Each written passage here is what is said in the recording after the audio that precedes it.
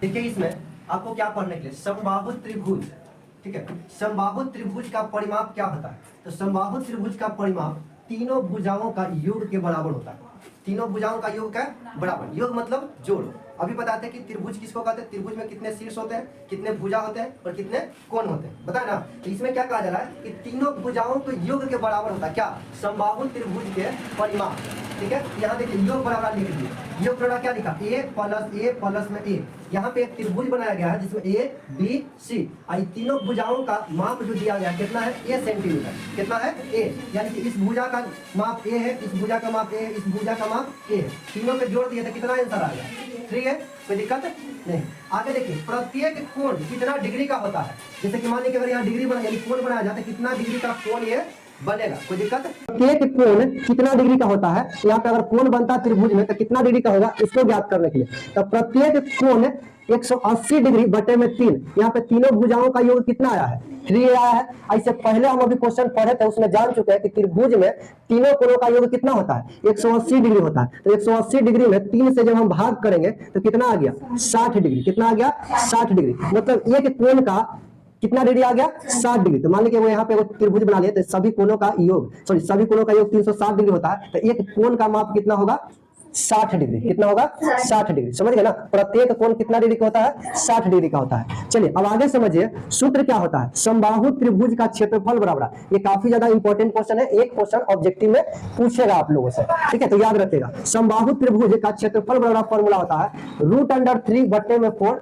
ए के स्क्वायर, ए कहने का मतलब भुजा, ए कहने का मतलब भुजा, भुजा के स्क्वायर। इस सूत्र को याद रखिएगा, डायरेक्टली आपको क्वेश्चन पूछा जाएगा। समबाहु त्रिभुज का क्षेत्रफल होता है, ऑप्शन रहेगा √3 बटे में 4 ए के क्यूब, ऑप्शन रहेगा बी √3 बटे में 4 ए के स्क्वायर, ऑप्शन नंबर सी रहेगा √2 बटे में 4 ए के स्क्वायर, और लास्ट वाला रहेगा ऑप्शन डी, इनमें से कोई नहीं। जो सही आंसर है उसी में क्लिक कीजिएगा ना, उसी में टिक कीजिएगा, ठीक है, तो याद रखिएगा। चलिए अब आगे आपको पढ़ने के लिए है कोणों के आधार पर त्रिभुज का प्रकार, कोण के आधार पर, यानी कि देखिए इस प्रकार के कोण बन रहा है ना, तो कोण के आधार पर त्रिभुज के कितने प्रकार होते हैं, कितने भेद होते हैं, वो चीज जानेंगे। इसके बाद फिर आप लोगों को पढ़ने के लिए होगा भुजा के आधार पे, किस चीज के आधार पे, भुजा के आधार पे। तो पहले हम लोग कोण के आधार पर जान लेते हैं।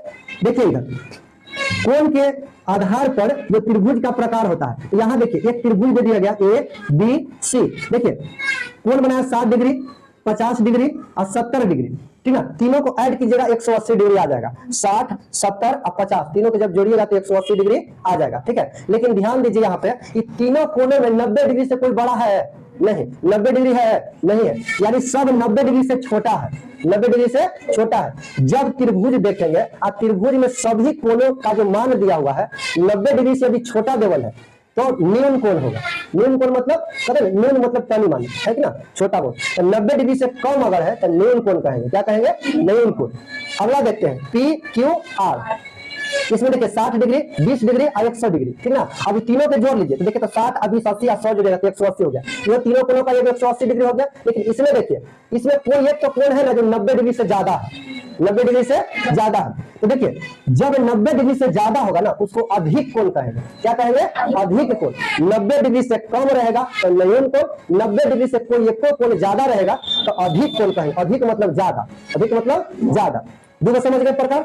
तीसरा समझिए यहाँ पे एक्स वाई और जेड दिया हुआ, इसमें देखिए 45 डिग्री और एक कोण जो दिया हुआ है 90 डिग्री दिया हुआ, ठीक है। जैसे कि हम लोग क्या जानते हैं जब केमिस्ट्री में पढ़े थे, जैसे कि यानी पानी यानी जल का पीएच मान, ठीक है, उदासीन के लिए 7 हो जाता है, उसके ऊपर 8 9 10 होता है, फिर 6 7 5 अम्लीय क्षारीय हम लोग पढ़े तो बीच में आकर के रुक जाते हैं ना उदासीन पर आकर के। उसी प्रकार से यहाँ देखिए 90 डिग्री, ये दोनों त्रिभुज में कंपेरिजन कर रहे थे किससे, 90 डिग्री से। 90 डिग्री से कम मतलब न्यून कोण, 90 डिग्री से ज्यादा मतलब अधिक कोण। अब 90 डिग्री वाला को क्या कहेंगे, तो 90 डिग्री वाले कोण को ही, त्रिभुज को ही हम लोग समकोण त्रिभुज कहते हैं। क्या कहते हैं, समकोण त्रिभुज। तो अब देखिए अगर देखा जाए तो समबाहु त्रिभुज के जैसा, समबाहु त्रिभुज में कोणों के आधार पर, कोण के आधार पर 3 प्रकार होंगे। कौन कौन होंगे, न्यून कोण, अधिक कोण और फिर समकोण। कोई दिक्कत यहाँ तक नहीं। तो आप लोग अच्छे तरीके से इसे पहले लिख लीजिए।